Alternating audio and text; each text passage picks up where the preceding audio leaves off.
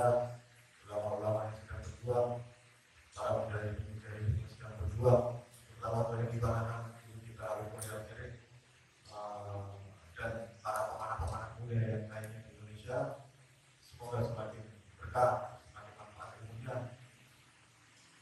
Lalu kita dari Allah, dunia dan akhirat. Allah Al-Fatihah.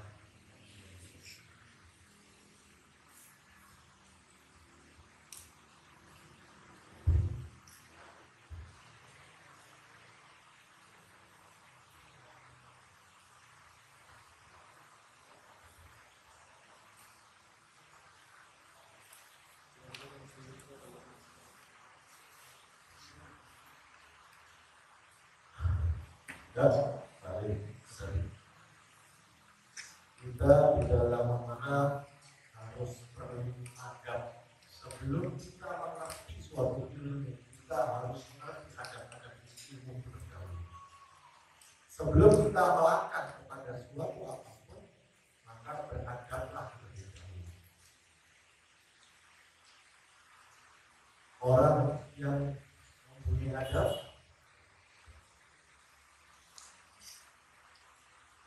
orang yang mempunyai adab itu lebih utama daripada orang yang mempunyai ilmu. Tapi ilmu sendiri ada adabnya dan adab sendiri ada ilmunya. Jadi bukan orang beradab terus tidak mau belajar berilmu, tidak. Harus untuk mengetahui adab itu sendiri harus ada ilmu. Maka Syekh Abdul Qadir mengatakan, saya lebih menghormati orang yang beradab daripada orang yang berilmu. Karena iblis itu lebih berilmu daripada malaikat, tetapi karena tidak punya adab, dia akhirnya menjadi sombong.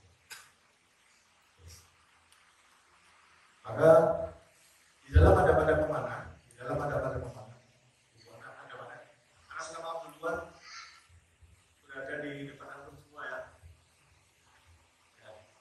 Jadi adab-adab pemanah, buku ketinggalan ini buku apa? Karena sudah terlihat. Jadi adab-adab pemanah ini sebetulnya dirangkum dari beberapa kitab. Tapi yang paling banyak diambil adalah dari kitab Ulusia Muhammadiyah yang kami kembali berjanji. Cuma di dalam adab-adab ini dirangkum dari berbagai kitab, termasuk kitabnya yang Taibullah dan kitab Al-Yunan. Adab-adab pemanah awal dalam mencari ilmu maka dahulukan adab dan adab pun ada ini. Adab-adab yang wajib dipegang teguh seorang pemanah. Wajib dipegang teguh seorang pemanah. Kalau antum sudah bisa memegang adab ini, antum akan menjadi seorang pemanah yang lebih bawah, berilmu. Pertama, jika ingin berangkat latihan, kasih pagar A. Jika ingin berangkat latihan, jadi jika ingin berangkat, berarti posisi antum sedang berada di rumah atau dalam rumah ya. Berangkat dalam keadaan suci.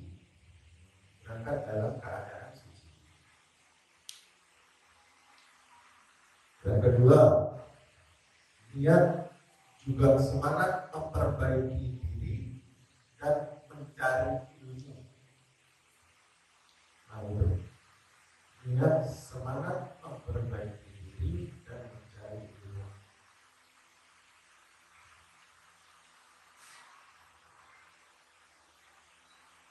Tiga, berakhlak yang baik.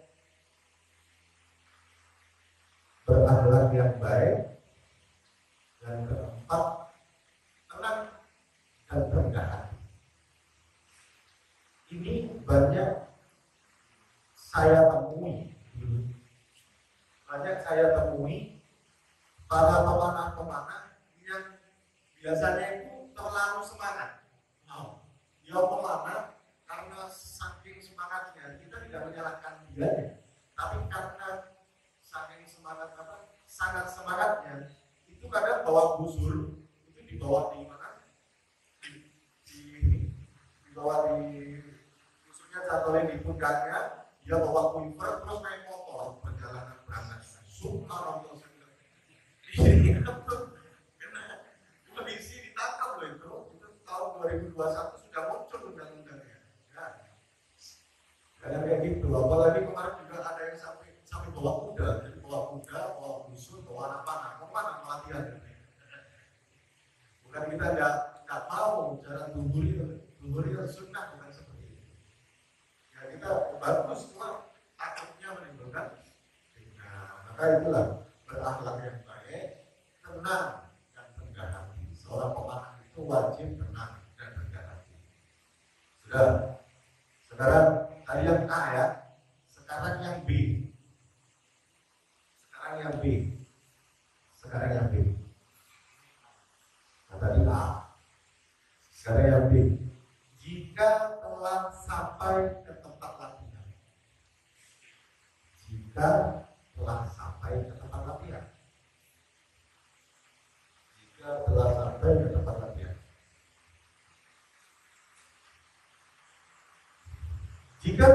ke tempat latihan, yang pertama adalah ucapkan salam. Mau ada orang, mau nggak ada orang, ucapkanlah salam. Karena seorang pemanah itu adalah orang-orang yang disertai malaikat. Dan malaikat berada di tempat atur latihan pemanah. Bahkan ada riwayat khusus yang diriwayatkan oleh Ustaz Muhammad bin Yusuf Al-Ikhbari dalam kitabnya Al-Wadih mengatakan, bahkan Allah menciptakan malaikat-malaikat khusus yang memang nggak usah meja kopi.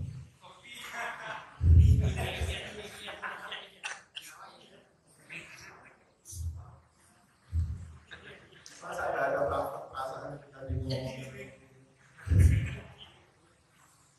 Jadi gitu. Allah menciptakan malaikat khusus yang Allah perintahkan malaikat ini khusus datang ke tempatnya orang-orang yang berlatih memanah. Oh, Masya Allah. Berarti sendiri malaikat khusus. Pada saat antum datang ke tempat latihan, ucapkanlah salam. Ada orang. Yang pasti malaikat itu jawab salam antum kalau antum datang. Bukan karena ketika kita sering dengar jiwa, jadi nggak kan suara-suaranya malaikat menjawab salam. Yang kedua, meletakkan peralatan sholatlah hajat 2 rakaat bila disediakan tempat masjid atau mushola. Ini contoh untuk latihannya di sana. Di sini ada masjid. Meletakkan peralatan di sana atau meletakkan peralatan di serah di masjid. Setelah itu untuk sholat 2 rakaat, meminta kepada Allah. Karena Imam Syafi'i dan Imam Allah, kalau beliau meminum air zam-zam atau menjalankan sholat, ada 3 doa yang sering beliau utarakan kepada Allah. Yang beliau minta kepada Allah, pertama, meminta ketepatan sasaran. Yang kedua, beliau meminta agar dimudahkan dalam mencari ilmu. Yang ketiga, Imam Syafi'i meminta surganya Allah Subhanahu wa taala. Ketepatan sasaran. Itu Imam Syafi'i, doanya Imam Syafi'i. Jadi ini boleh kita lakukan. Terus berdoa kepada Allah agar diberi keselamatan, jalan yang lurus dan ketepatan. Di sini kan ada doa, ya Allah luruskanlah tembakan. Allahumma syaddid wa syaddid kemana. Ya Allah luruskanlah tembakan saat dengan 2 mas. Itu adalah doa Nabi kepada saat dengan 2 mas. Allahumma syaddidna wa syaddid rumina. Ya betul. Ya Allah luruskanlah tembakan kami dan luruskan tembakan kami dan lemparan kami. Itu adalah doa seorang pemanah kepada Allah. Nah, di sini dikatakan luruskan tembakan. Jadi seorang pemanah ini, kalau pemanah itu jangan dibelok-belok, kalau dibelok-belokin, nggak ada pemanah yang dibelok-belokin. Mau maksudnya? Atau tahu Lars Andersen? Kalau mana bisa hero-nya bisa belok-belok kayak ular. Kalau kita itu meminta lurusnya tembakan dan tepatnya ngapain? dibelok-belokin. Nah itu. Jadi kita nggak usah niru-niru ilmu-ilmu sana ya. Kita punya ilmu lurus dan tembakan. Saya takutkan orang yang bisa belok-belokin tembakan itu kalau 45 lbs bisa belok ilmunya. 40 lbs saja. Gini, nggak bisa, susah. Ya. Nah kalau ini kan pengertian. Sudah. Atau nggak kopi ya?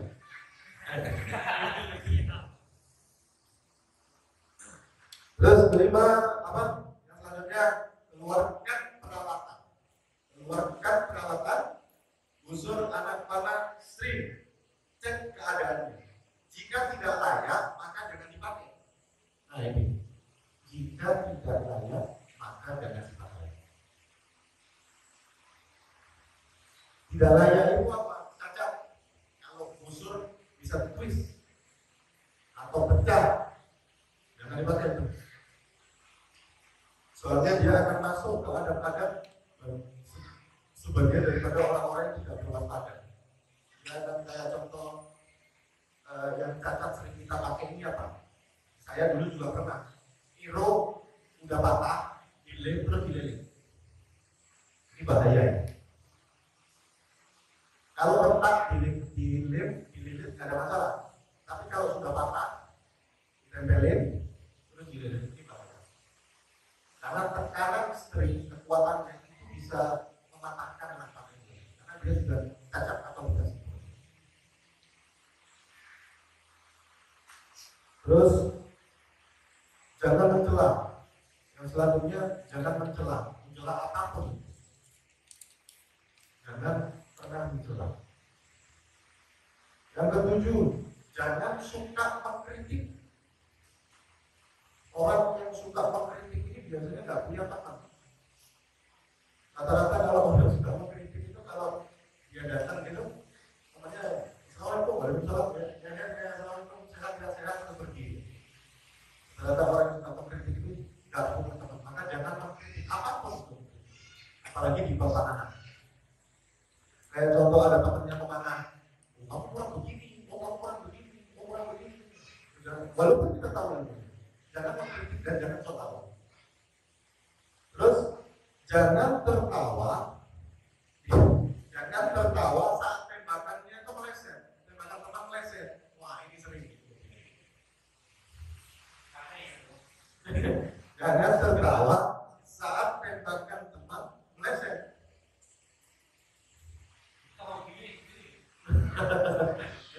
Ya itu. Yang tertawa. Tapi kalau udah nggak kena, ya segitu itu udah level bola. Udah ya. Tak kena tanganmu bengkok. Jangan ya, nggak boleh. Itu termasuk salah satu ucapan yang kurang bagus dan dia itu termasuk menurunkan mental sahabatnya sendiri atau menurunkan mental temannya sendiri. Terus jangan iri bila tembakan teman tepat sasaran dan mengatakan ini, itu kebetulan aja itu, kebetulan kena angin bagus. Kalau dia kena tengah, itu kalau nggak saya doakan nggak kena gitu. Jadi nggak boleh ya. Maka saat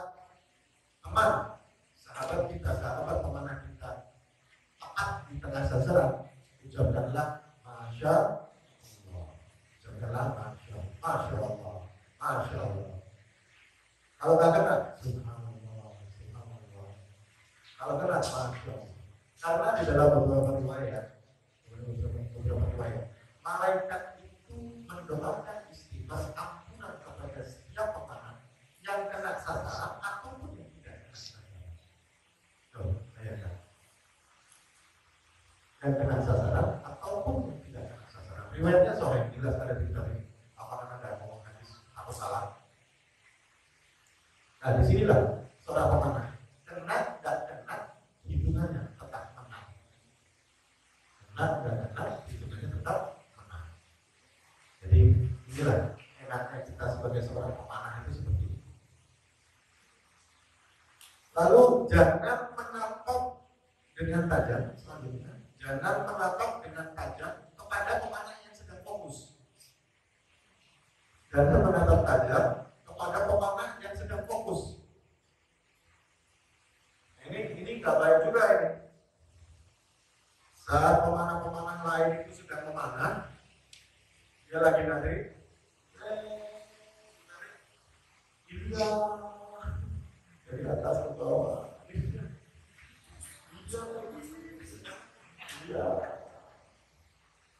Hanya baru kok kita nggak panah aja kalau dilihatin orang aja nggak enak, apa pas mana? Ini nggak boleh, ini dihindari. Apalagi ngelihatnya sambil melihat, biar air, nggak boleh ya. Ini pandangan ini aslinya tahu. Ya, terus 11, saling mengingatkan saat ada teman yang tidak menjalankan adab. Ada tetapi cara mengingatkannya juga punya adab. Jangan mengingatkan seseorang saat di hadapan orang banyak. Kita wajib menasehati saudara kita, tapi ada adabnya. Bagaimana adabnya? Jangan menasehati di hadapan orang. Nah ini yang saya juga sering pernah gagal, saya juga pernah mengalami, saya juga pernah dinasehati di depan orang. Rasanya nggak enak, ya kan? Yang paling enak itu aja ke warung sasau. Apa tadi? Itu aja ke warung sasau terus ngobrol. Diterima nasihatnya, insya Allah.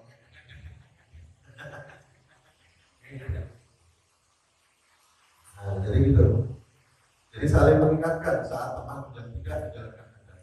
Terus jangan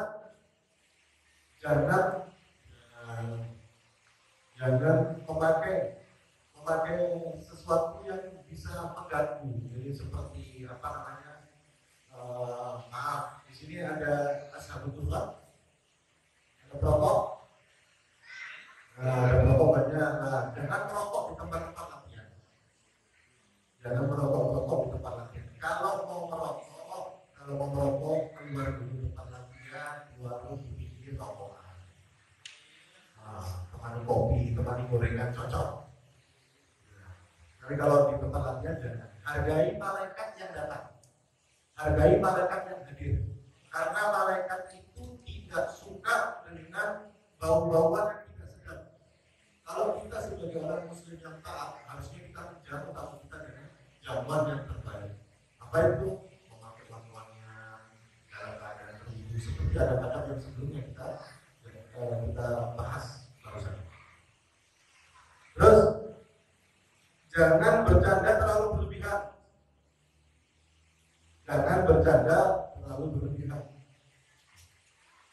Loh, kalau ada hadis bercandanya seorang pemanah itu boleh. Loh iya, tapi bercandanya itu ada tempatnya.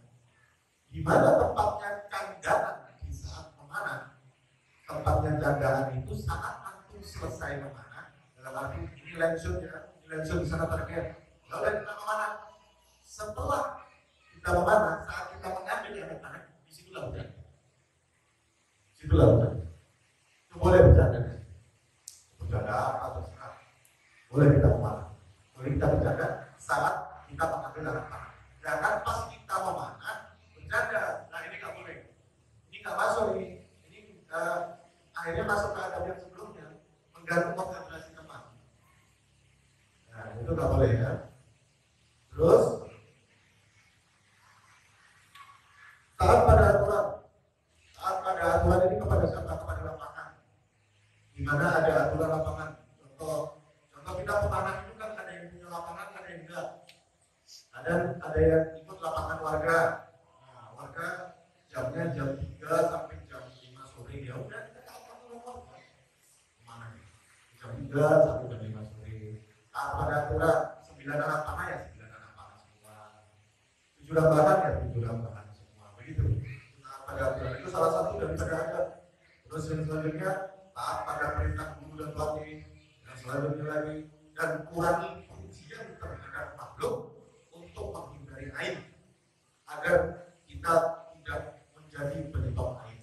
Karena apa? Aibnya kemana? Aib. Oh ya, taat pada aturan, taat pada perintah guru atau pelatih. Terus kurangi pujian terhadap makhluk. Kurangi pujian terhadap makhluk untuk menghindari aib. Makhluk itu apa saja? Banyak. Pertama, pemanahnya itu sendiri, itu makhluk. Busur, makhluk. Anak panah, string. Kurangi pujian-pujian terhadap makhluk saat antum ada di pensiun atau saat antum saat pemanah. Karena apa? Seorang pemanah, matanya itu sering dilatih untuk fokus. Maka kekuatan aibnya akan semakin besar. Apalagi disertai dengan hasad, dan dia memuji terlalu berlebihan. Itu bisa fatal. Aib itu hak, benar adanya. Penyakit aib itu benar adanya. Aib itu disebabkan dua hal. Pertama, hasad. Dia nggak senang. Yang kedua, dia terlalu takjub. Saya pernah. Itu kejadian saya sendiri. Itu ada di Malang. Di Malang seorang pemanah. Di Malang itu memakai busur alibu. Tahu alibu? Nah, memakai busur alibu. Itu busur itu baru. Ini bukan saat mana. Kebetulan busur saya saat itu fiber. Saya lihat alibu itu masuk. Tapi saya nggak mau masuk Allah. Saya bilangnya itu saat mana? Memang saat itu alibu itu kan resapannya bagus ya. Saya bilang busur itu gitu. Baru langsung ngomong, nggak sampai saya komplain busur itu wajib. Itu busur itu saat dipegang orangnya bukan ditarik, dipegang, tahu makan jadi dua. Masya Allah, karena Masya Allah ini telat setelah makan. Ya Allah, ini salah anak. Tapi kalau anak aku nggak kuat buat ngobrol ini. Kan nggak ada bapak lain. Jadi ya gimana lagi? Itu kesalahan. Maka bagaimana cara kita memuji? Ucapkan Masya Allah dulu sebelum nafas itu habis. Ini Masya Allah, bagus ya ini. Pas. Jangan apa? Masya Allah, bagus ya. Terus apa aja? Ini Masya Allah, bagus itu. Jadi langsung digandeng tanpa ada sakta, tidak ada batas. Nah ini ada masalah air ini. Ada namanya suku Sibam. Suku ini ada di Yaman. Suku Sibam. Ini ada di daerah jalan mau ke Yaman itu ada batu. Ada batu yang dia itu nggak bisa dipecah pakai pintu. Dia mau bikin jalan. Kalau batu itu nggak dipecah, maka jalan ini memutar. Maka batunya itu harus dipecah. Nah, suku Sibam ini terkenal airnya itu sangat kuat. Sangat-sangat kuat. Itu suku Sibam akhirnya gini, panggil aja suku Sibam. Ada undang makan di sini. Ya, akhirnya ya, dipanggil, tapi si kontraktor pembuat jalan itu meletakkan emas di atas batu itu. Saat suku Sibam itu sudah datang, dia makan, lalu tadi itu dibuka sama pembuat jalan, kontraktor jalan, dibuka gini. Takjub, apa namanya? Suku Sibam itu. Emas, lahap katanya. Bertahap. Tahu baru pecah. Bayangin, kekuatan airnya suku Sibam. Itu sampai sekarang suku itu ada. Sampai sekarang. Saya ketemu beberapa orang dari suku Sibam itu. Saya malas mengeluarkan jam cincin itu. Saya malas. Saya takut dia takjub. Saya orang gunung, mobil-mobilan gunung. Dia adalah suku daripada suku Sibam. Itu betul ya? Sudah, tadi A sudah saat antum berangkat latihan. B saat antum datang ke tempat latihan. Sekarang yang C. Kancing. Jika saat giliranmu menembak, saat giliranmu menembak.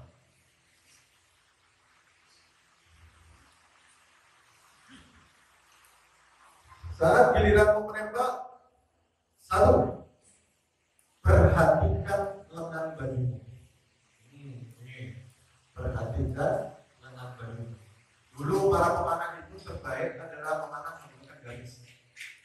Karena dulu orang-orang Arab menggunakan garis, pakai garis, maka harus menggunakan maka lengan-lengannya itu biasanya ada lebar-lebar.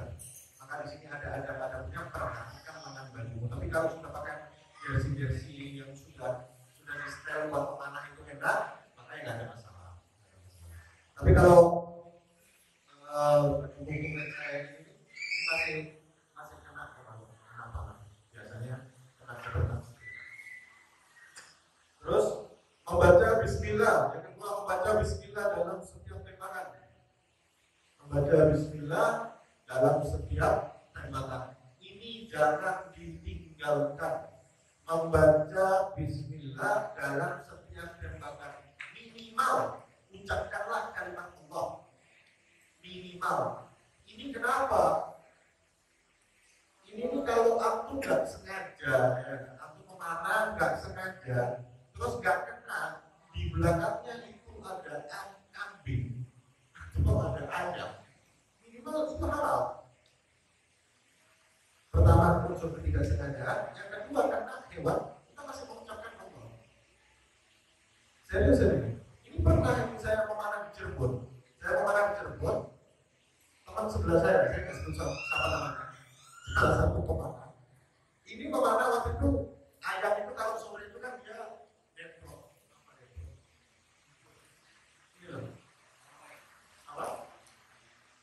Bukan ini loh yang duduk itu loh. Yang duduk ayam kalau duduk di rumput-rumput. Jongkok lah ayamnya jongkok di rumput-rumput. Nah itu kan nggak kelihatan kita. Serius nggak kelihatan. Pas panahnya dia meleset, ternyata kena pas ayam ini. Terus kan bapak yang ada ayam nggak sengaja kena. Terus waktu kita cek ayamnya mati, waduh juga mati. Terus saya tanya, antum saat tarik lepas, ucap Bismillah nggak? Enggak. Allah enggak. Dalam hati aja, enggak. Sayang. Nggak jadi sama ayamnya. Tapi memang iya. Tapi nanti jangan antum coba-coba makan belakangnya kambing atau kambing ya. Jadi ucapkanlah Bismillah ini harus ini. Ini harus. Ini juga termasuk melatih kita untuk meletakkan segala sesuatunya itu hanya kepada Allah. Karena kekuatan kita itu hanya sampai di teknik dan tarikan. Anak-anak kalau sudah melepas dari busur, itu sudah bukan urusan kita. Maka ucapkanlah Bismillah. Dengan menyebut nama Allah. Terus bersikap adab dan tata krama yang baik. Bersikap adab dan tata krama yang baik. Nggak boleh lagi ini sering ini para pemanah. Saya lihat di beberapa tempat dia bercanda, anak panahnya dihadapkan ke temennya. Walaupun nggak ditarik, itu nggak boleh. Walaupun tidak ditarik, itu nggak boleh. Haram. Yang keempat, rendah hati.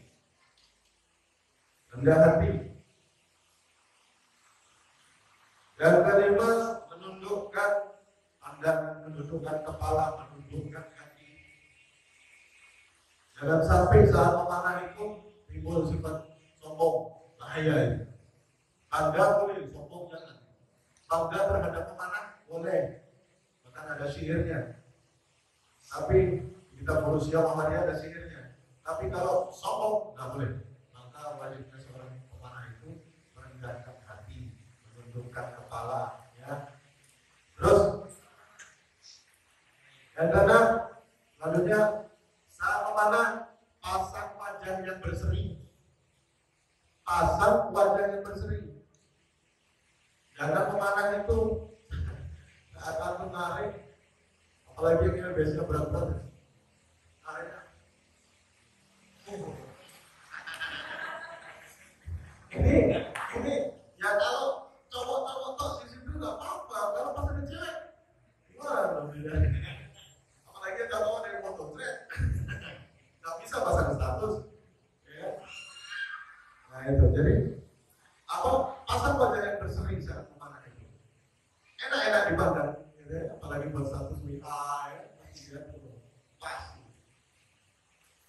7. Bersikap santai. Seorang pemanah itu wajib bersikap santai, sabar, dan berusaha kata gesa-gesa.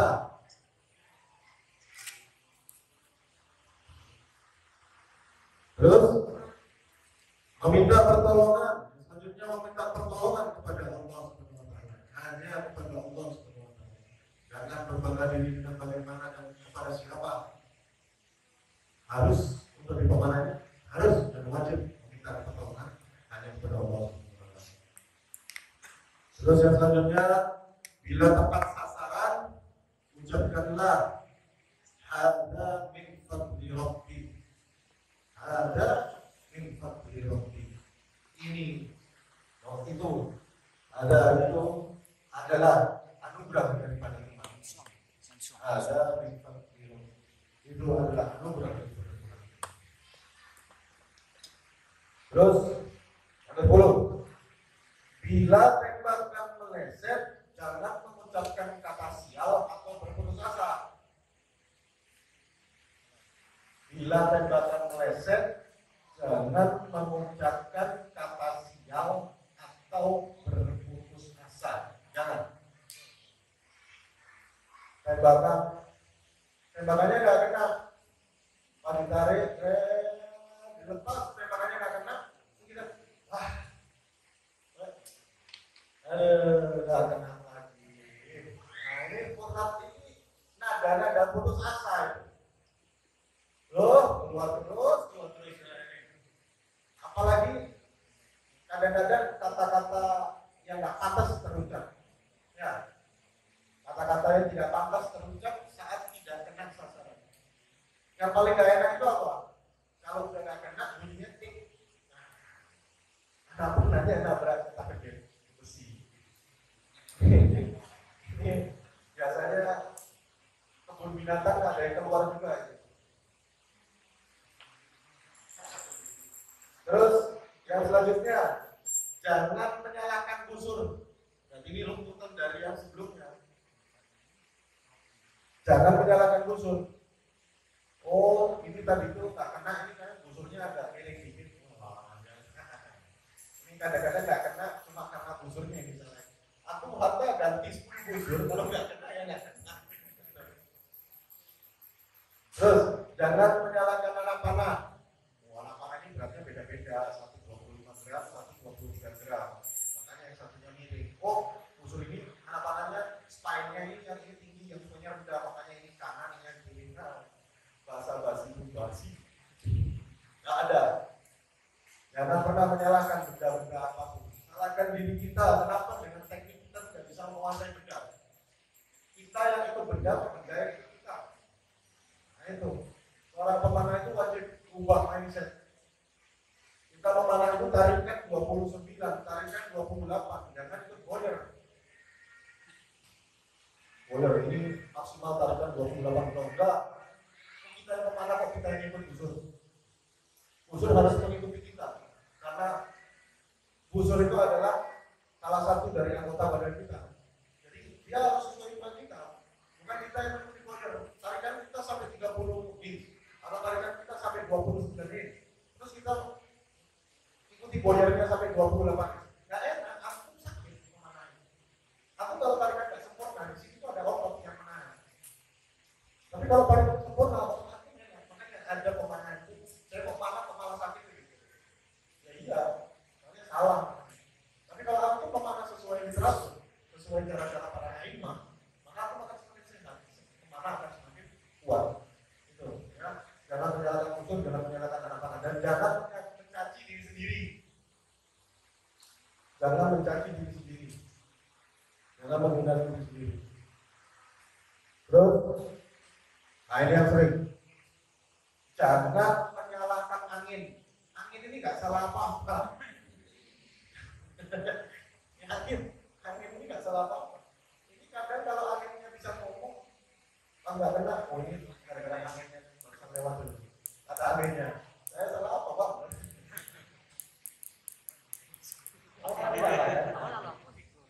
Ini angin dalam sekarang. Ini kebetulan anginnya besar kan? Nggak bisa ya. Jangan menyalahkan angin.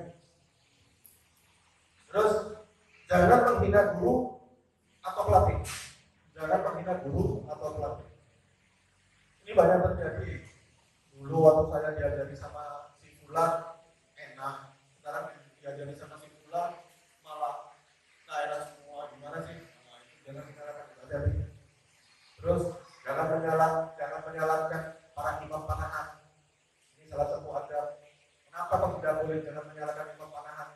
Oh, saat saya memakai teknik ini, saya enak. Tapi saya saat melakukan dengan tekniknya para imam, saya pernah jadi nggak enak.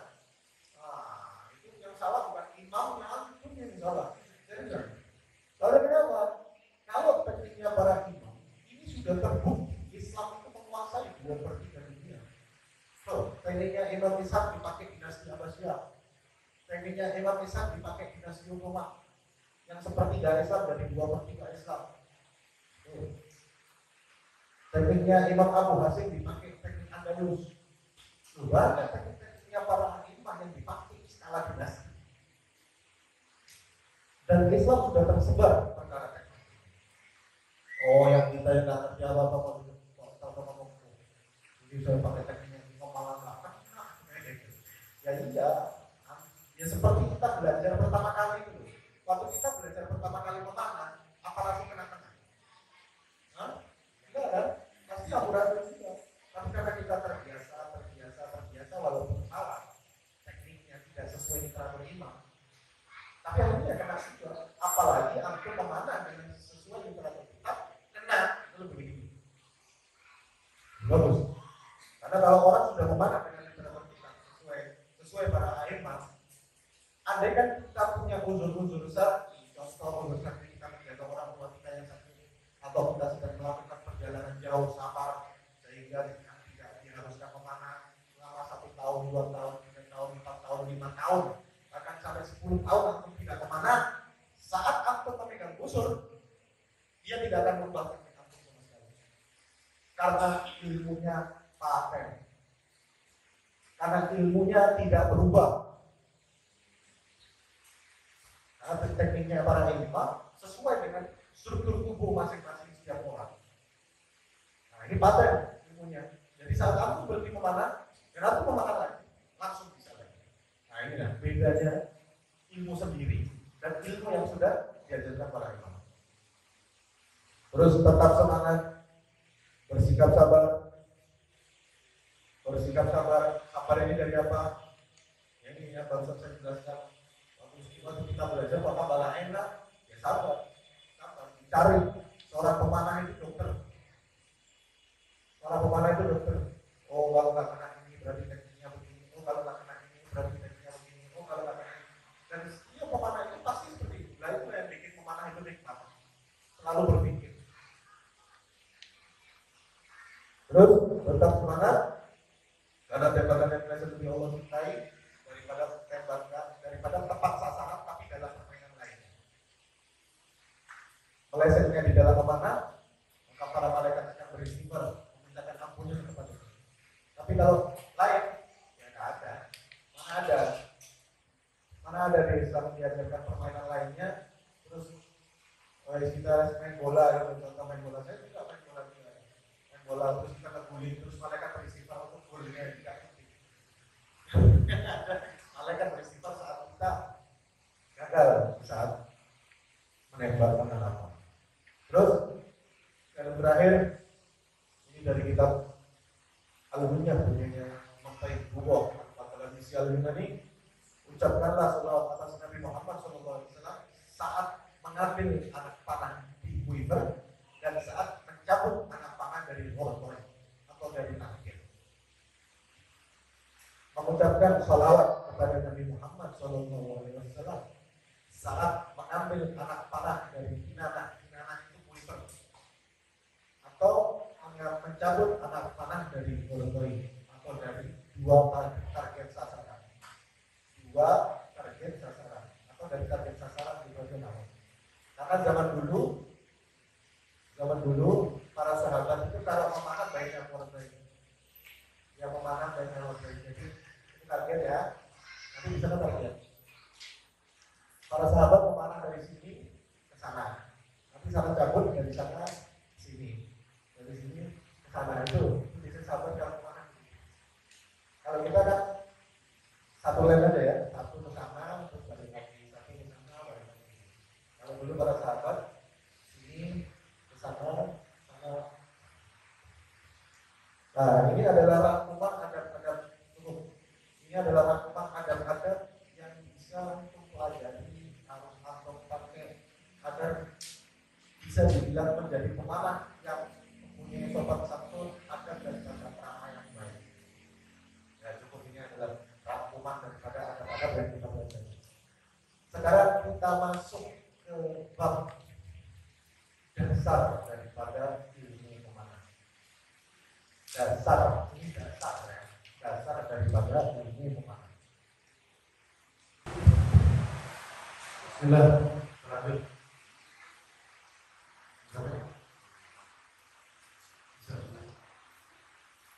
Kita masuk di dalam teori dasar dari memanah yang dirangkum kembali lagi dalam satu kitab Manusia Muhammadiyah. Kitab Manusia Muhammadiyah itu sebenarnya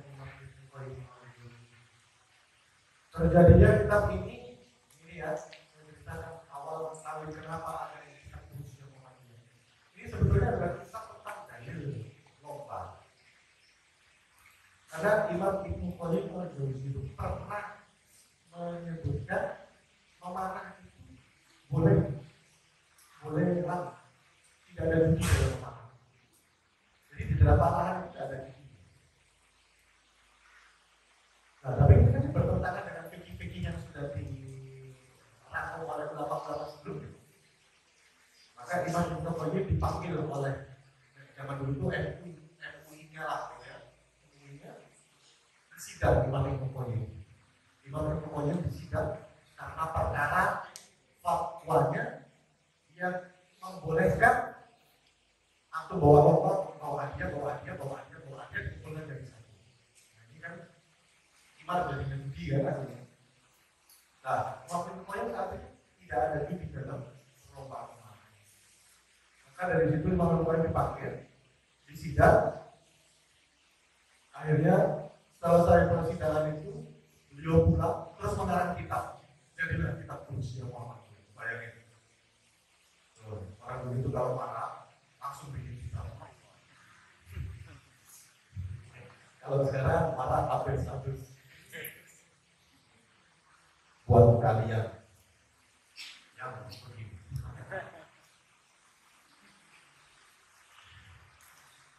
Habis-habisnya pakai nama Allah lagi. Allah tidak tidur. Intinya dia yang marah kalau nantinya. Tapi dia nebeng dong. Allah tidak tidur. Dan ini jadi kita Manusia Muhammadiyah. Jadi di dalam kita Manusia Muhammadiyah tebelnya segini. Tekniknya itu cuma 12 lembar apa? 13 lembar. Sisanya membahas tentang dalil-dalil tentang pemanah. Di kitab Manusia Muhammadiyah ada teknik dasar tentang memanah. Saya mempelajari teknik ini, insya Allah saya tidak lepas dan saya pelajari itu insya Allah selama 1 tahun lebih. Alhamdulillah dengan memakai teknik ini saja dia bisa menguasai arah panah dan hujan-hujan. Pertama, antum sudah pernah lihat pintu panah? Kita buat 6 sesi. 1 sesi sampai 6 sesi. Belum ya? Nah, di sini ada sudah tahu nomor besar? Nah, pertama begini. Di dalam memanah ada 4 cara. Pertama, 1, hal-hal yang harus dikeraskan. Kedua, hal-hal yang harus dilembutkan. Ketiga, hal-hal sampai makan santai. Yang ketiga, hal-hal yang harus diluruskan. Yang keempat adalah hal-hal yang harus ditenangkan. Yang pertama, hal-hal yang harus dikeraskan. Hal-hal yang harus keras. Yang pertama yang harus dikeraskan adalah genggaman tangan kiri di saat menggenggam musuh atau genggaman tangan saat menggenggam musuh.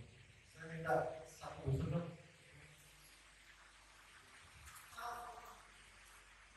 Bebas musuh apa aja.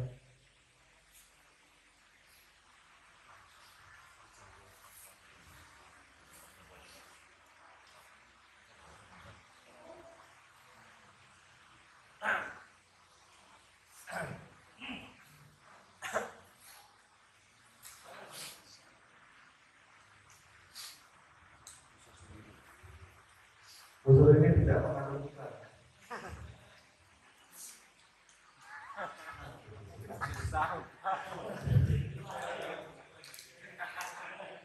Musuh baru. Saya nggak mau ngomong.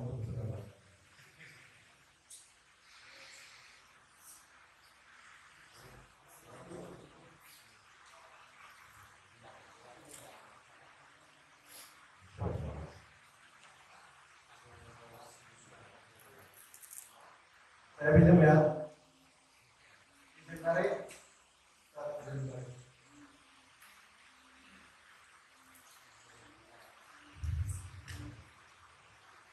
Ini ada seorang pemanah kepada pemanah lain nih. Salah satunya saat antum dikasih busur, antum tanya, boleh pegang? Boleh, kalau boleh baru antum pegang. Boleh lihat-lihat. Kalau boleh baru aku lihat-lihat. Terus boleh tarik. Kalau boleh baru aku tarik. Kalau sudah, jangan lupa ucapkan terima kasih. Nah, karena ini busur itu harga dirinya seorang pemanah. Pemanah itu wajib punya busur. Ya, harga dirinya seorang pemanah. Jadi kita harus dinarik. Nah terus kalau nggak dipinjemi, jangan sakit hati. Berhak atau tidak? Berhak. Saya sering kok. Boleh lihat busurnya? Jangan lihat. Oh ya. Terus yang kedua, yang aib lagi bagi seorang pemanah, tanya LBS. LBS ku berapa? Itu nggak ada itu. Zaman dulu nggak ada pertanyaan. Yang dulu itu cuma busur itu cuma 3. Ringan, sedang, berat. LBS itu nggak ada. Jadi kalau tanya berapa busur ringan, busur sedang atau busur berat? Pakai busur sedang. Tapi sedangnya dia itu kadang-kadang beratnya kita. Ringannya dia kadang-kadang berat juga. Setiap orang punya kekuatan dan busurnya masing-masing. Nah, makanya bilang indahnya memanah itu seni. Terus dia itu suka menutupi rahasia. Emang dari dulu pemanah gitu. Dan pemanah itu terkenal dari dulu tuh seorang tentara yang stylish. Pemanah dari dulu stylish. Memang iya. Gampang dia pakai rambut. Terus dia kumpulannya sama pemanah-pemanah sendiri. Dari dulu gitu sudah. Nggak berubah sampai saat ini. Jadi wajar kalau para pemanah-pemanah itu ada kulipernya bagus-bagusan. Gengsi nomor 1 ya. Gengsi nomor 1. Dan dulu busur yang paling bergengsi di zaman para imam. Di zaman para imam busur yang paling bergengsi bernama Fakhlansam. Bukan busur saya ya. Tapi yang busur paling bergengsi bernama Fakhlansam. Fakhlansam itu artinya penjantan Syam yang tangguh dari Syam. Penjantan tangguh dari Syam. Busurnya itu bisa terpakai selama 250 tahun. Jadi 250 tahun baru dibilang bisa rusak. Gitu. Kalau busur lain paling 100 tahun, 150 tahun baru rusak. Tapi kalau busur Fakhlansam terjamin 250 tahun baru rusak. Nah itu. Jadi bukan busur Fakhlansam bending ya. Enggak. Zaman dulu ada Fakhlansam asli. Nah itu nama itu yang pakai. Nah kita kembali ke teknik memanah. Yang pertama adalah hal yang harus dikeraskan. Hal yang dikeraskan itu genggaman saat memegang grip busur.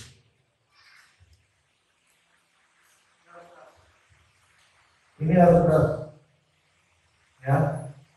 Bahkan dalam beberapa riwayat Imam Thohir ada yang melihat Imam Thohir seakan-akan beliau memegang busur, seakan-akan darah itu hampir keluar dari gigi. Bayangkan, saking kerasnya Imam Thohir.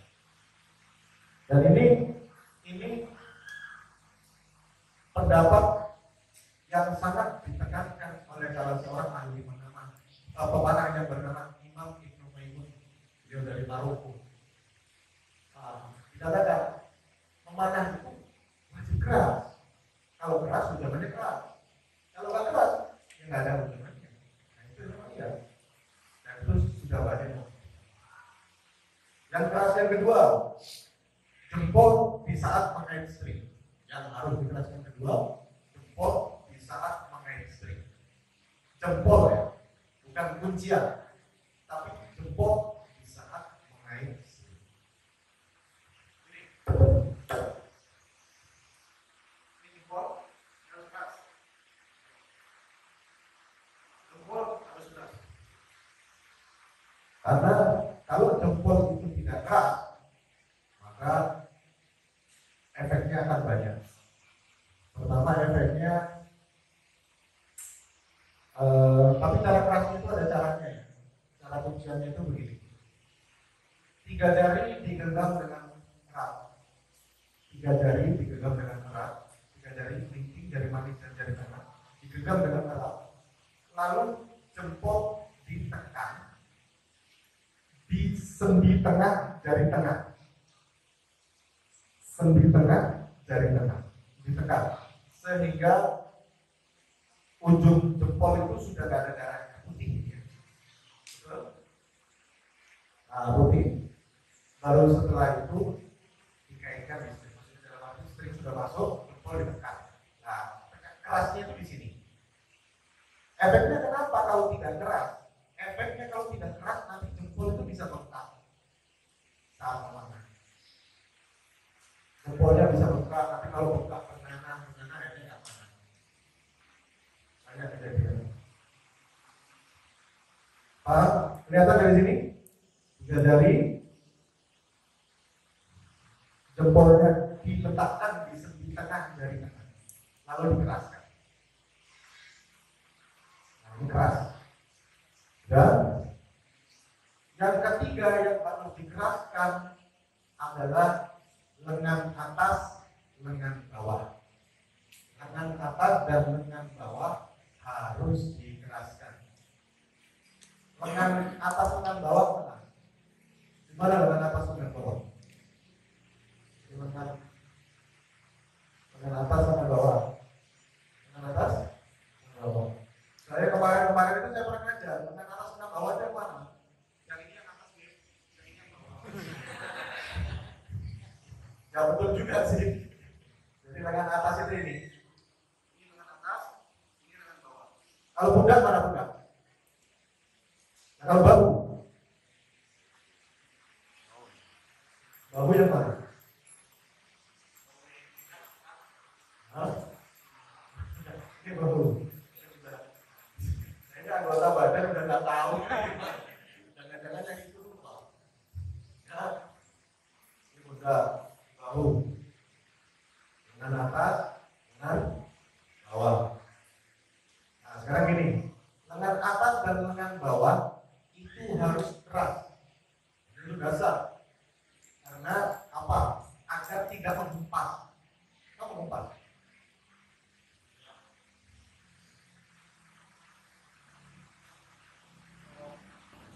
Kalau memanah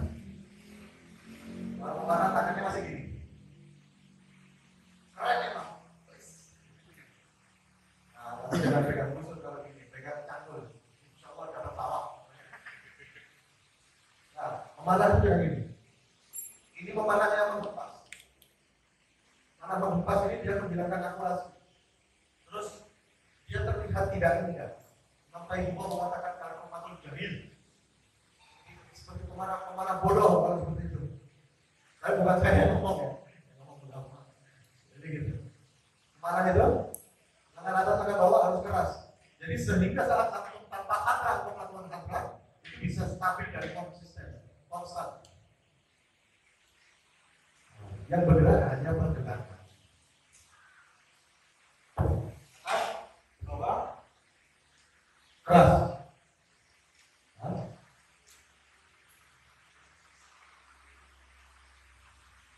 Nah itu.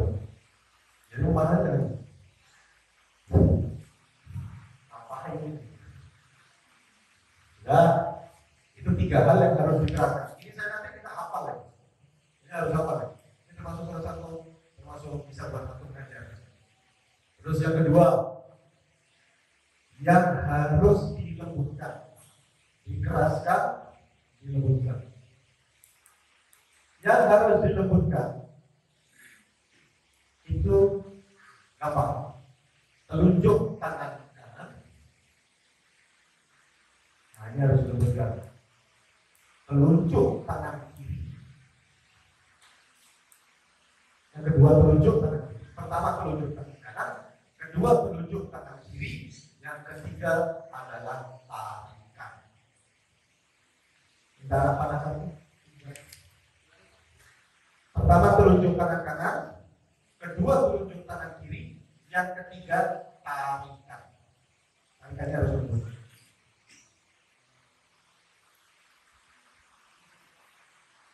Sakit kan?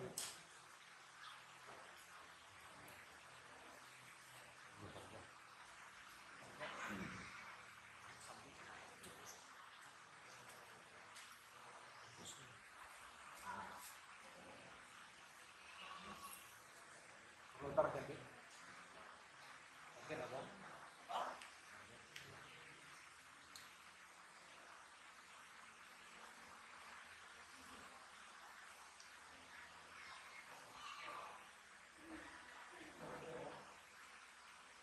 Tadi apa yang harus diluruskan? Telunjuk tangan kanan, telunjuk tangan kiri, terus tarikan. Fungsi, fungsi, manfaatnya. Tadi yang harus dikeraskan apa? Jempol. Tapi telunjuk tangan kan harus lembut. Jempolnya keras, telunjuknya lembut. Lembut itu bukan lemes loh ya. Kalau lemes jadinya gini.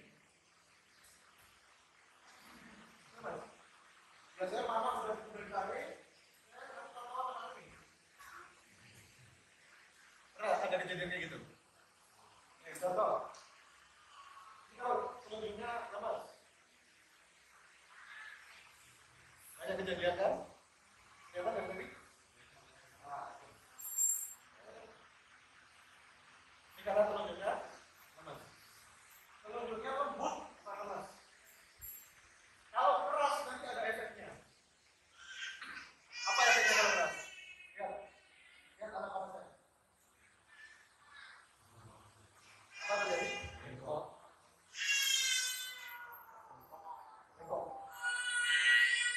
Anak tangannya akan bengkok saat langsung telunjuknya keras.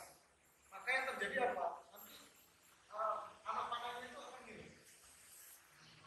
Apa paradoks? Jadi kalau aku kemana, jatuhnya kita kayak begini. Siapa yang kemana masih begini? Jadi taruh ke tasnya. Yang lurus, tapi jauh. Ini ke kanan biasanya. Nah, itu adalah efek daripada telunjuk yang keras. Efek daripada telunjuk yang keras. Maka telunjuk harus lembut. Dan sebagainya. Nah, ini juga adalah teknik telunjuk lembut ini adalah teknik manipulasi hero yang spine-nya tinggi. Hero yang spine-nya tinggi, contoh hero 40 lbs. Apa bosor 40 lbs? Spine-nya 1500. Betul banget kan itu?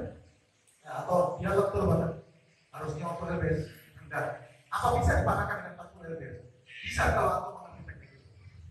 Bisa kalau aku memakai teknik-teknik seperti itu. Karena nanti ada di suatu zaman kita nggak bisa milih hero. Hero-nya orang yang kita pakai. Nanti ada di suatu zaman antum sambil bawa timbangan, ya kan? Wih, ini habis sekali hero timbangnya 23 gram. Nggak pas. Ini kurang lah betul. Ya tidak mungkin lah. Antum pasti pakai hero-nya orang. Nah, kalau antum tidak mempelajari teknik-teknik manipulasi atau teknik-teknik yang bisa memudahkan antum semua dalam memenang, kita nggak bisa jadi pemenang handal. Kita nggak bisa jadi pemenang yang semua bosor bisa, semua anak panah bisa. Nah, maka dari inilah kita belajar dasar. Maka dengan mempelajari dasar itu insya Allah akan semakin baik dan baik ke depan. Terus telunjuk yang tangan kiri, fungsinya untuk apa? Fungsinya untuk beberapa hal. Pertama, menyambut anak panah.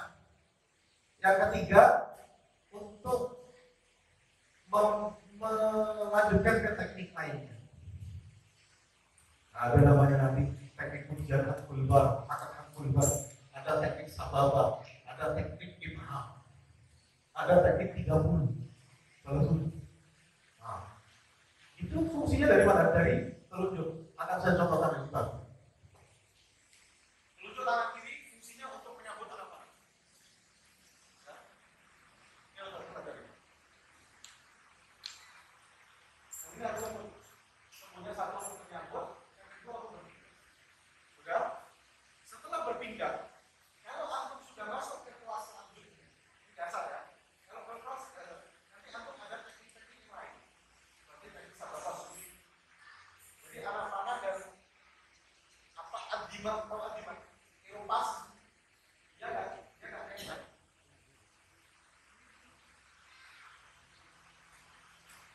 Ini apa namanya? Ya kan? Ya kan?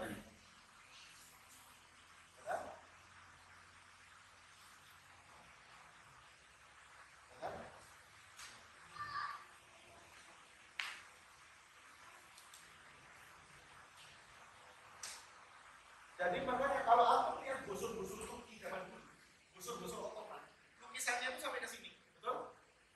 Lukisannya sampai ke hendel-hendel. Dan kok nggak ada gesekannya? Jadi karena mereka memakai al-Bulbar atau teknik Sababa. Dia nggak nempel dengan tadi. Jadi nggak ada yang pasti nggak ada. Dan ini digunakan untuk blok perang, digunakan untuk anak-anak yang tajam, yang segitiga. Jadi stop perang. Jadi saat ditarik, stop di sini pas segitiga. Nah itu berfungsi dari apa? Berawal dari apa? Berawal dari telunjuk yang dilembutkan sebelah kiri. Nah, telunjuk sebelah kanan dan kiri harus lembut, rileks. Dia mengontrol rasakan. Sehingga saat antum digrot, saat antum dipermudah, saat antum nanti di dinamik, itu antum memanah bisa jadi enak. Nah ini telunjuk. Dan yang ketiga, tarikan harus lembut. Untuk apa? Agar antum terbiasa dulu ototnya. Jangan tarik itu cepat-cepat dulu. Kalau tarik cepat-cepat dulu ada teknik-tekniknya itu ada. Surahnya itu nanti muhtalasnya itu nanti bisa surah, bisa mutamati. Nanti surahnya ada dua, surah apa? Muhtalasnya ada bitadris, ada muhtalas bilfur. Ada teknik-tekniknya. Jadi harus tarikannya itu harus lembut dulu. Kalau tarikannya lembut, awal kali lembut, nanti kita akan hafal memori muscle bahasa tukang sayurnya. Memori muscle kita itu kan hafal tarikan. Saat kita sudah hafal tarikan, maka baru boleh bercepat. Tapi kalau belum hafal tarikan, tidak. Bahkan yang kelas master saja sekalipun, kalau dia tidak hafal tarikannya sendiri, dia akan membuat sate dari tangannya sendiri. Ini adalah efek buruk kalau antum tarik sampai kelebihan. Jadi kalau antum kemana, tarikannya lembut. Jangan sampai memanah, tapi anak panahnya tenggelam. Tahu anak panah tenggelam? Anak panah tenggelam itu saat antum tarik kelebihan karena terlalu cepat. Bahaya ini bisa jadi sakit tangan. Sakit padang, macam-macam sakit. Saya kemarin biasa makan sate padang di apa? Dan itu kemarin itu apa? Pasar kuliner. Di Padang Panjang itu ada pasar kuliner. Ada sate padang. Nanti antum kalau ke rumah aja di sana. Nah, kita balik ke sate. Kita balik ke enggak. Itu adalah 3 hal yang dilembutkan, yang dikeraskan, yang dilembutkan. Sekarang 3 hal yang harus diluruskan. Nah, 3 hal yang harus diluruskan.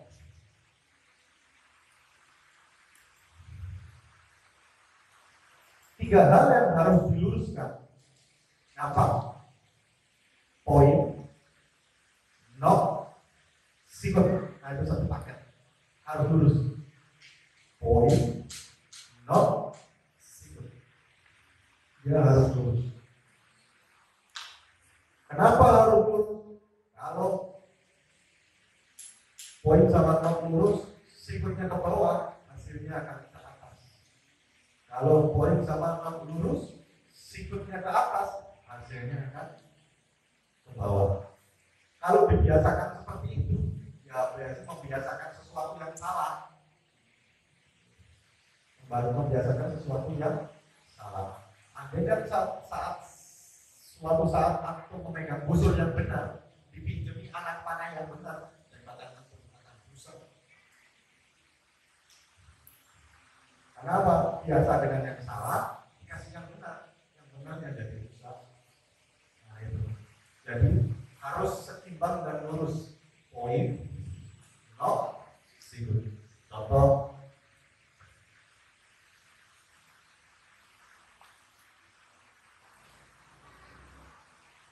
Mulai kapan? Lurusnya mulai kapan? Saat ingin menarik, saat ditarik, sampai lepas. Ini lurus belum? Belum. Apanya yang kurang lurus? Nah ini salah. Ini, ya, naik, yang betul lurus. Awal tarikan saat menarik, ya, saat menarik hingga lepas. Ya, selamanya sudah benar. Selamanya. Nah ini nanti atau bisa enak dalam termasuk knock. Jangan sampai knock antum terlalu ke atas. Kalau terlalu ke atas hanya karena sakit, mendingan antum bintang dulu. Ya kan? Takutnya bakal antum lurus. Daripada ini yang antum ubah, tetapi nanti hasilnya akan merusak semua. Ini kelihatannya kecil, ini tasbih. Masalahnya tasbih. Sebatas knock point bahasa tukang sayurnya. Tapi kalau antum taruh ke atas begini, ini merusak semuanya. Pertama merusak tembakan, yang kedua merusak busur. Rusaknya dari mana? Kalau untuk terlalu ke atas, yang terlalu kerja ini, usulnya terlalu kerja itu lim atas, lim bawahnya kayaknya kurang kerja. Makanya banyak yang rusak usul lim atas atau lim bawahnya. Karena apa? Dia tidak imbang saat meletakkan kaki. Nah nanti mulai nanti ini kita atur makin poin usul kita seberapa. Oke? Terus yang dikeraskan, dilembutkan, diluluskan. Sekarang yang terakhir,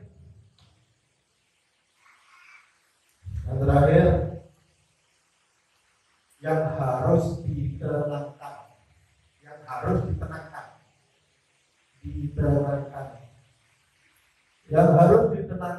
itu ada 3. Gampang, 3. Kepala, leher, hati. Kepala itu mencakup apa? Ya, mencakup pikiran, pandangan, penciuman, mulut, telinga. Nah ini kepala. Isi kepala itu. Ini kepala. Dia harus tenang. Makanya tembakan akhir bulan dan awal bulan itu beda. Tembakan punya hutang sama nggak punya hutang beda. Iya,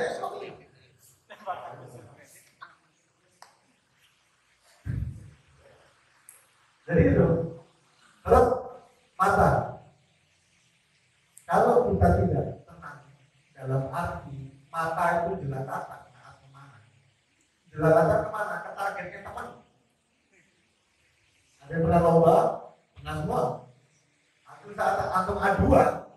Nah, biasanya anak panah teman yang lawan yang masuk itu mata aku juga. Jelalatan juga matanya. Nah ini pasti merusak konsentrasi. Nah ya. Terus yang di dalam isi kepala lagi dari pikiran, mata, telinga. Nah ini biasanya keatanannya karena terganggu oleh teman-teman yang ramai.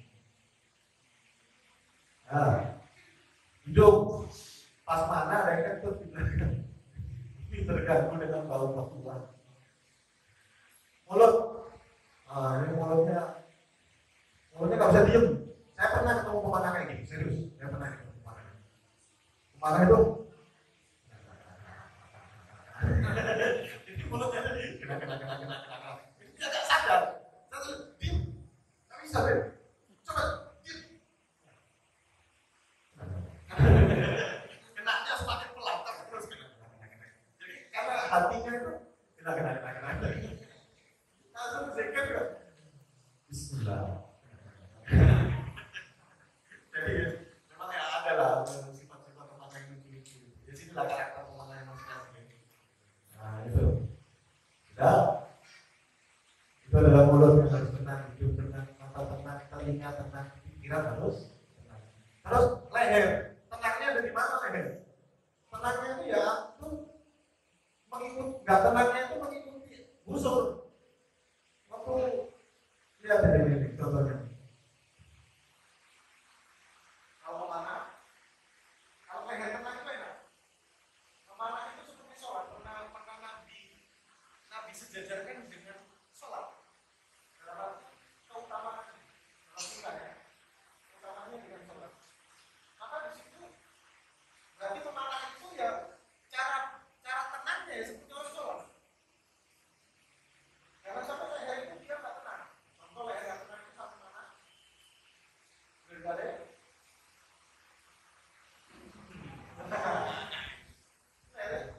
ngapain? Itu kalau bosannya semakin miring, dia semakin gini. Ya ngapain? Kita harus begini, kita harus begini, itu ngapain? Ya bosannya kita kayak gini. Leher enggak?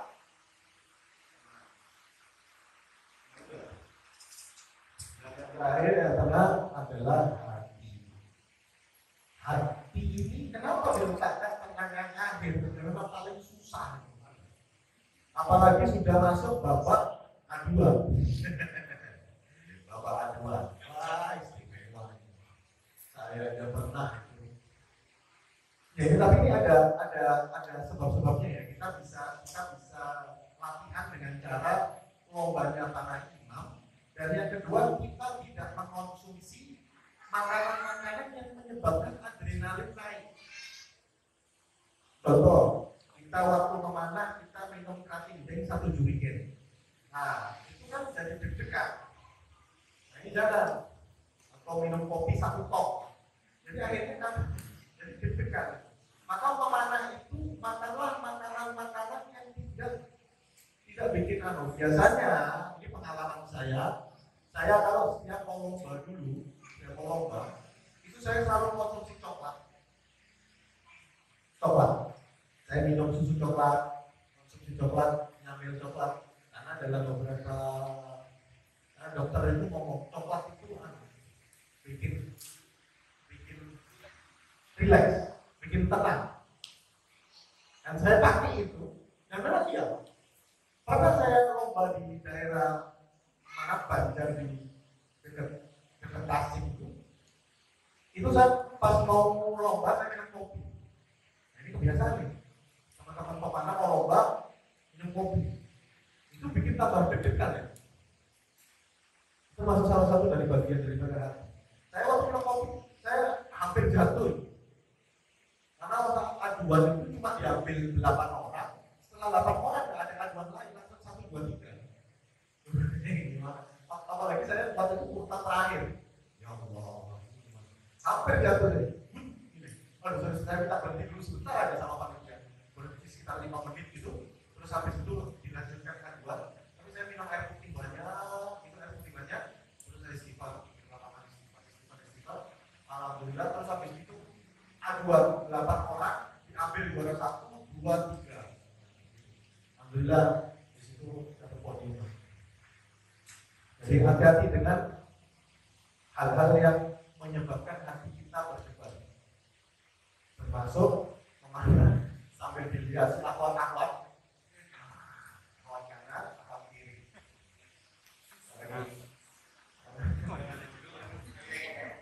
Kalau dari awal itu biasanya gitu, deg-degan. Nah ini termasuk nggak tenang hatinya. Oh ya, jangan apalagi hujan. Ya gitu ya. Nah ini adalah 12 dasar daripada memanah. Ilmu-ilmu memanah yang dirangkum di kitab Usia Muhammadiyah oleh Imam Ibnu Qayyim al-Jauziyah. Saya minta waktu 10 menit dari itu yang panjang di 12, yang panjang di 2, nanti akan saya tanya satu persatu. Apa yang harus dikasihkan, apa yang harus dilembutkan, apa yang harus diluruskan, apa yang harus ditenangkan. Yang belakang nyata apa enggak? Nyata, saya tanya juga di belakang, insyaallah. Waktu menghafal dimulai sekarang. Bergurau di dalam memanah itu dalam rangka menghidupkan suasana memanah. Jadi tidak tegang.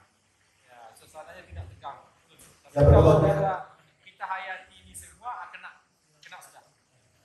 Ya berkeluarga itu memang ini di saat ada tempatnya yang saya kemarin cerita atau barusan saya sampaikan, bergurau itu ada tempatnya. Tapi kalau sudah saat antum sudah memegang busur, pegang anak panah, hadap target, itu sudah jangan bergurau. Karena itu butuh fokus, konsentrasi, ketenangan. Ini kalau dibuat guruan terus, mungkin yang kita bicarakan itu hanya sekarang dan lomba. Tapi bayangkan nanti kalau sudah zamannya. Nah, di situ betul-betul musuh. Terus gimana cara kita bergurau? Nah, gitu aja.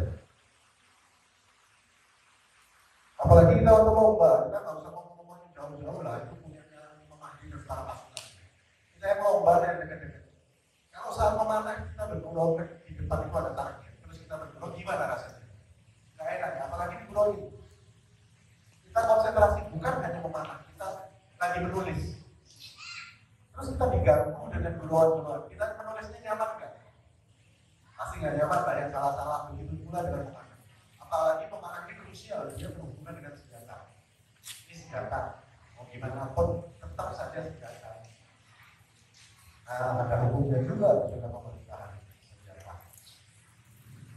Jadi adabnya memanah, adabnya bercanda, itu sudah setelah udah gak ada nilai. Saat duduk, saat pengambilan tangan, itu baru bercanda. Sisanya fokus, tenang, ada waktu.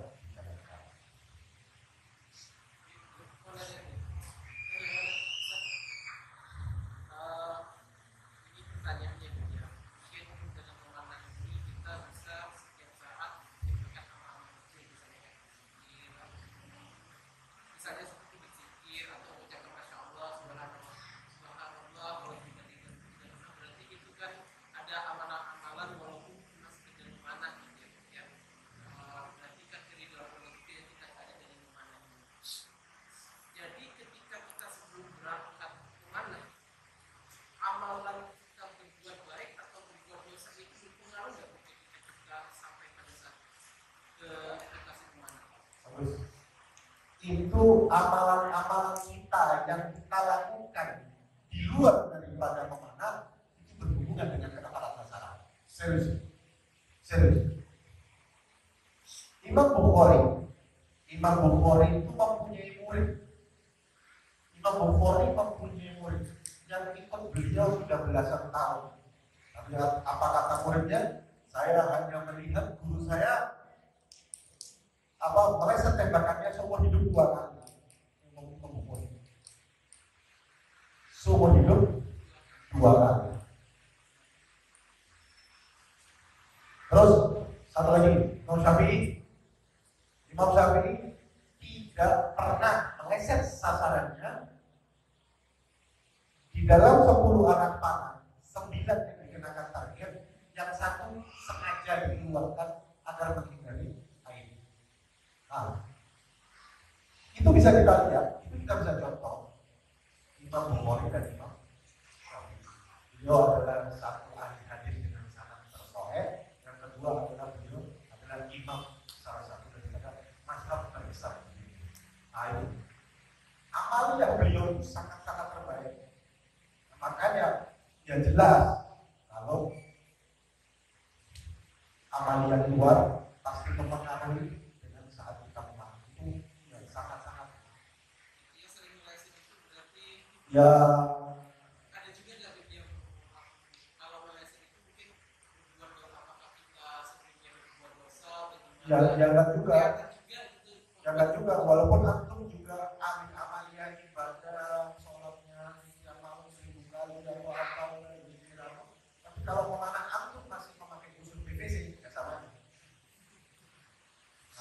Itu makanya ada namanya, jadi itu tidak bisa dipisahkan. Amalia ibadah syariatnya juga dijalankan, ya kan, batinnya dijalankan, syariatnya dijalankan. Syariatnya apa? Mukamilun alat itu menyempurnakan alat, ya kan, menyempurnakan alat. Jadi makanya waktu memanah itu pertama satu kita harus melakukan amalia yang baik. Yang kedua kita menggunakan alat-alat yang terbaik. Insya Allah kalau kita istiqomah dengan teknik-teknik terbaik dan segalanya untuk ilmu memanah ini menggunakan yang terbaik, Allah pasti memberikan yang terbaik. Itu amalia. Jadi tapi bukan harus kalau meleset juga Allah dosa juga ada, tapi juga bisa juga. Itu rahasia Allah. Ada lagi? Bukannya dari sini, jadi itu untuk yang lainnya. Oh. Kita lihat biasanya di apa? Kita kan menyampaikan malam itu menempel di apa itu masuk ke menjadi jarak itu mungkin dan kemana atau masuk dalam sunnah itu gimana ya? Benar-benar kita melihatnya ada Kalau jadi busur yang saat menarik istrinya ditempelkan di pipi itu ya atau tekniknya orang busur modern yang kita pakai. Ya, tekniknya busur modern yang kita pakai. Tapi kalau kita masuk ke busur harus minimal dua jari, paling dekat tidak menempel. Sekarang kita nggak pakai apa-apa, kita nggak pakai kopi besi, kita nggak pakai. Udahlah, nggak usah jauh-jauh ke kopi besi. Ini ada teman-teman komisi Fondasi Komisi 5 ya, KBA, yang mewajibkan seluruh pemanahnya saat berlomba menggunakan helm untuk safety. Ya, di halaman berapa itu? Undang-undangnya 528 ya. 12 ya. Ini halaman 528 betul kan ya? Nah, baca deh semua ini. Nah, itu di situ dikatakan harus memakai helm untuk safety. Saya tantang orang-orang yang suka menempelkan istri. Kalau bisa nempel ya, dia tidak pernah bisa. Karena nggak tutup helm. Apa istrinya ketabrak sama helm. Nah, kalau kita sudah kebiasaan nempel, terus tahu kita naik ke KBA, terus kita nempel kita bisa ujung-ujungnya tarikan api sampai segini. Katanya dinosaurus kan? Ya, jadi tarikan air cuma segini. Makanya rata-rata HBA itu kalau mana?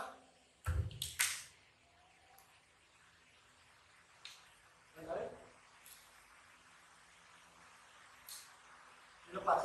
Kayak gini. Sedikit ya.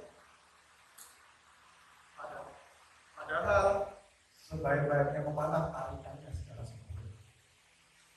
Nah, tarikannya secara sempurna, kalau antum tempelkan terus juga, insya Allah tembakannya 1000 atau ke 2001, sini antum akan hitam. Dan yang punya jenggot gundul sebelah. Namanya satu gundul. Tapi menunjukkan bahwa dia memanah. Jadi kayak gitu. Jadi usahakan kalau saat antum sudah memakai teknik berbuat atau memakai berbuat, usahakan tidak menempel. Karena nanti ada teknik-teknik yang mendukung teknik itu. Tidak menempel itu saat antum sudah pakai helm. Nah, kalau sudah pakai helm, antum tak mungkin bisa menempel. Yang nempel itu kayak atau caranya busur modern. Nah, modern itu menempel. Kalau dulu menempelnya lurus dengan hidung, tapi kalau sekarang di samping dipakai. Yang teknik yang paling modern yang dibuat untuk teman-teman yang menggunakan brosur modern.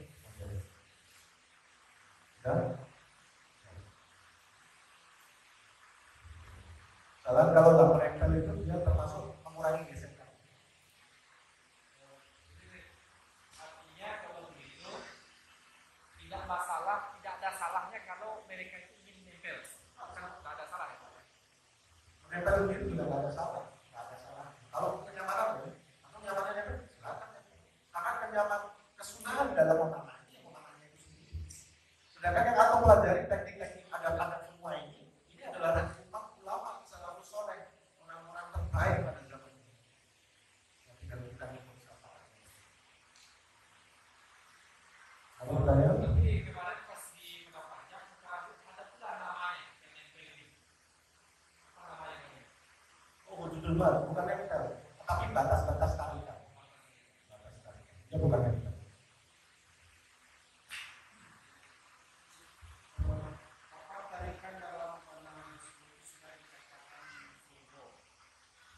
Kapan tarikan dalam memanah bisa dikatakan full draw? Perhatikan saya ini, perhatikan, ya. Anatomi tubuh setiap manusia itu kalau dibentangkan,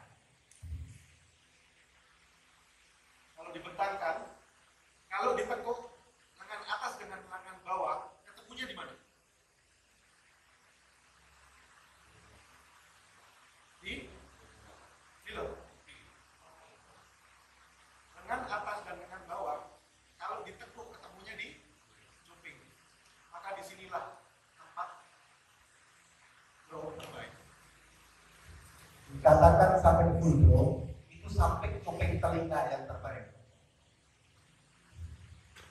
Yang kedua, yang terbaik lagi, dikatakan full draw ada di akhir rahang. Di akhir rahang juga karena tidak signifikan dia perbedaan. Kalau overdraw atau tarikan yang melebihi batas itu tarikan samping yang namanya al-bul musyah atau sakit. Tarikan yang lebih dari batas. Dan itu tarikan yang full. Jadi anatomi tubuh ini tarik full lagi. Ini yaitu memanah yang sehat, dia nggak merusak struktur. Tapi kalau aku majukan, ini ada otot yang belum ketarik, sehingga otot itu nahan.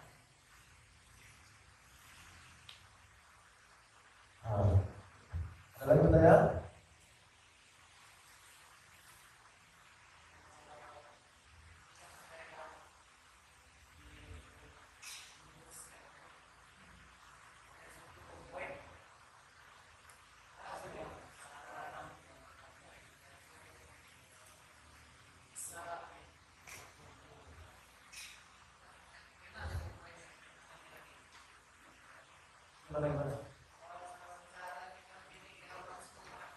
Cara membidik yang bagus. Cara membidik yang bagus. Setiap unsur, setiap pemanah, setiap alat panah atau lain. Di dalam unsur tradisional dia tidak mempunyai standar bidikan di sebelah kanan. Hanya saja ada batasnya dari luar unsur, dari dalam unsur, atau di antaranya. Dan itu tergantung dari cara berdiri. Cara berdiri antum seperti apa, ya itulah yang mempengaruhi bagaimana cara membidik antum seperti apa. Jadi tidak bisa anak katakan, oh kalau ini antum bidikannya harus sebelah sini biar dapat sana. Enggak. Itu harus dicari karena setiap unsur mempunyai karakter sendiri-sendiri. Beda kalau kayak unsur modern.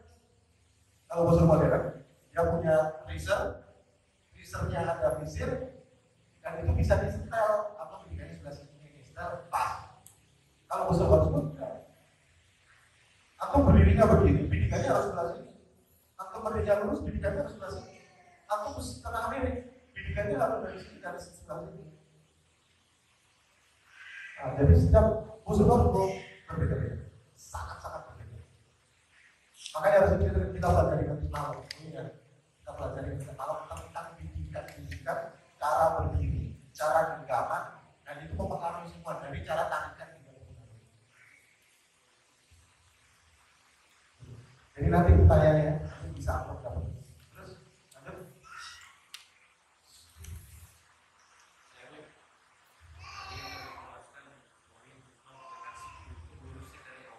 Oh.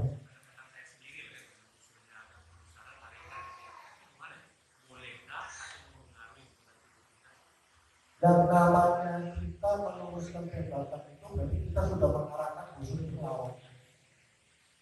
Kita sudah mengarahkan musuh itu melawan. Nanti orang kita target. Nah, kita harus mengarahkan anak panah itu ke target. Untuk menghindari apa? Untuk menghindari kelepasan saat kami menarik. Karena banyak kejadian seperti yang terjadi di Majalengka tahun 2020. Bukan busur korsur ya, tapi busur kompor. Tapi busur kompor. Kalau nariknya dia begini.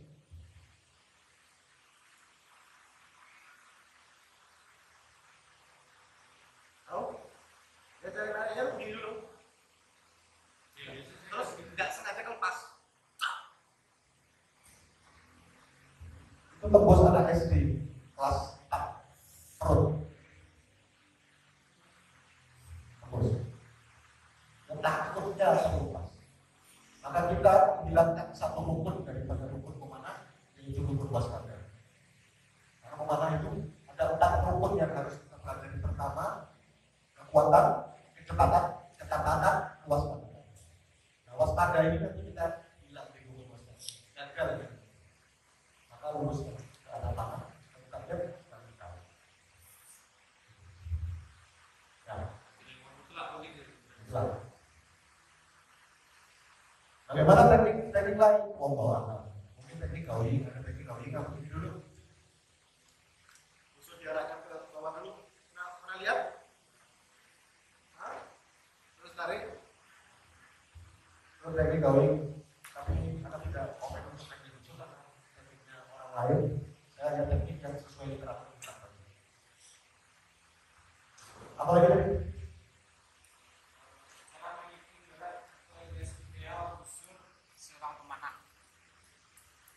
Cara membentuk GPS khusus seorang pemanah. Ya, idealnya nih. Idealnya begini. Jadi di dalam pemanah itu cuma ada 3 unsur, ringan, sedang, berat. Seperti yang tadi. Itu harus sesuai dengan tarikan harusnya begini. Aku cari gagang pintu atau orang atau teman.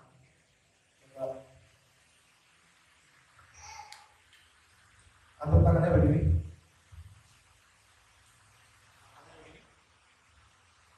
Kalau dia memanahnya itu tangannya bergetar, biasanya dia tidak bisa menempel. Tarikannya dari atas, usahakan 3 detik.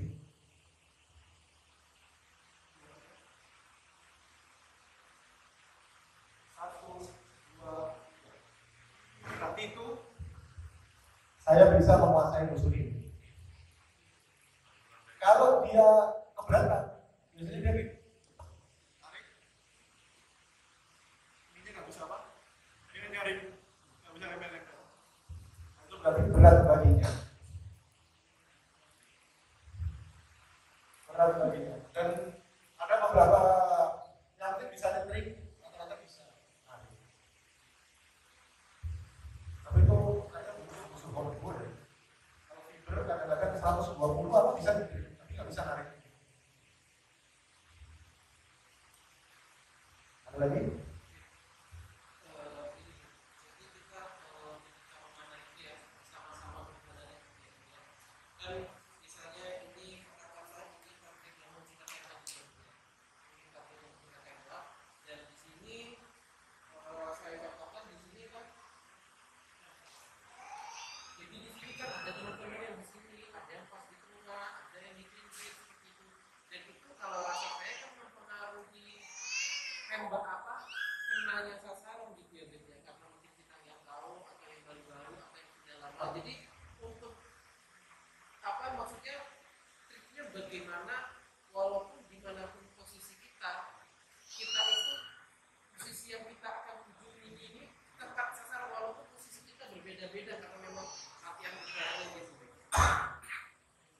Oh maksudnya gini, targetnya lurus. Ya, targetnya di sini. Targetnya lurus, sedangkan ada 1, 2, 3, 4, ya kan? Bagaimana cara meluruskan target? Ya, walaupun dengan posisi yang berbeda. Oke, misalnya di tengah gitu kan, mungkin lebih mudah untuk mulai Lurus. Nah, tapi nanti ada bagaimana posisinya di sini, bukan di sini. Gitu. Nah, kenapa enggak cuma yang miring? Karena memang udah mungkin udah posisi teman yang lain udah melurus posisi tersebut gitu. Sekarang saya tanya sama kamu. Sini.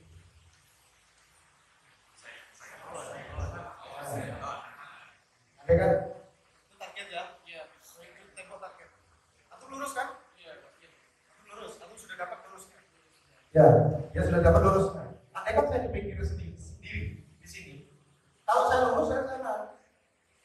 Ngapain kita yang ikut target yang harus ikut lurus? Ya kita aja yang miring ke target. Ya, posisi miring dari target. Gak usah ngapain kita bingung-bingung. Kalau lurus itu kan dari kitanya yang lurus ke target. Nah kalau kita cuma lurus gini aja ya nggak apa-apa. Contoh atau hadap depan. Kalau saya hadap depan, lurus berarti saya matanya miring. Badan saya ke arah sana. Nah kenapa kok saya begini? Nah ini ada target. Yang lurus nggak ada yang belok. Target itu nggak ada yang miring. Jawabannya berarti ada. Jadi target itu nggak ada yang miring sebetulnya. Kita aja yang lurus ke target selesai. Ya, wow. Ya sudah mulai. Paham nggak? Ya. Jadi kita ini bukan, jadi kita nggak otot dong. Otot itu apa? Jadi targetnya depan. Ini orang 6 lurus. Kalau lurus semua, ya yang sini nggak ada ke sana. Maka badan kita yang dimiringkan ke target jadinya lurus. Kalau kita badannya nggak dimiringkan, ya juga nggak lurus.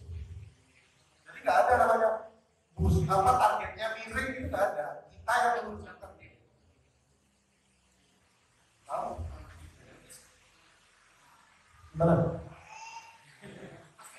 Nggak mungkin maksudnya itu pas kita mirip itu ada terjadi perubahan teknik kan? Bisa posisinya nggak sejajar, apakah ada kiat tertentu atau enggak? Nggak ada. Tidak ada kiat-kiat tertentu. Makanya waktu memanah tidak ada namanya targetnya miring. Yang ada target kita lurus, nggak ada miring. Saya bisa. Jadi waktu panahnya itu apa tuh di sini nyampe di sini itu kan kalau lurus atau sama aja ya? Sama aja. Kan targetnya tetap di tengah. Kita aja ada miring ke target. Sekarang ini target yang ini ya. Saya ke sana lurus apa enggak? Lurus. Saya ke sana lurus apa enggak?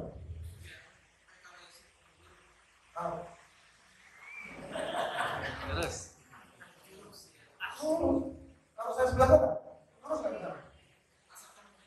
Asalkan menghadap target ya lurus. Jadi bukan begini. Bukan gini, kalau ini baru ini. Target saya depan. Saya di sini target saya lurus. Saya di sana target saya sana. Saya di sini target saya lurus. Berarti nggak ada target miring. Kita aja luruskan target. Kan kasihan panitia yang miring-miringin nggak ada.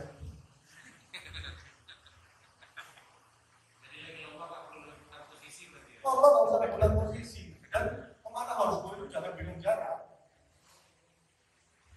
Atau tahu anak punya teman, dia nggak boleh masuk ke Los Angeles kasino.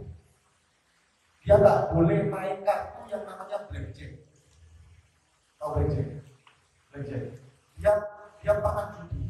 Dia nggak boleh masuk ke kasino itu karena apa? Dia hafal sama berat kartu. Berat kartu. Andaikan dia pegang kartu begini, dia sudah tahu ini kartu ini K apa, As apa. Kenapa? Dia hafal berat tintanya. Kan itu kertas sama, itu dicetak dengan tinta. Nah tintanya itu dia hafal. Loh ini loh cuma 0,0 gram, tangannya bisa keras.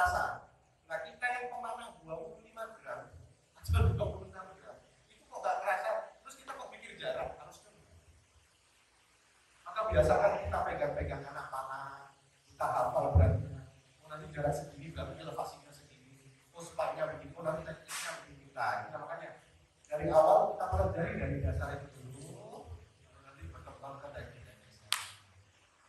Allah visual, maaf, insyaallah ini sudah mau mendekati maghrib dan kita persiapan sampai beres. Nanti habis maghrib kita masuk ke 5 rukun. Sudah belajar semua nih?